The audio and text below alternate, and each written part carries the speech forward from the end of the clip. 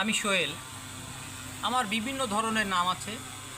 কেউ জিলানি বাবা বলে, কেউ তান্ত্রিক জগতের অধিকারী বলে, আবার কেউ বলে গ্যারেজ মিস্ত্রি, কেউ বলে গুরু উস্তাদ, বিভিন্ন নামে। তবে আমি মনে করি দর্শক আমাকে ভালোবাসে, এই ভালোবাসাটাই আমার কাছে বিরাট কিছু।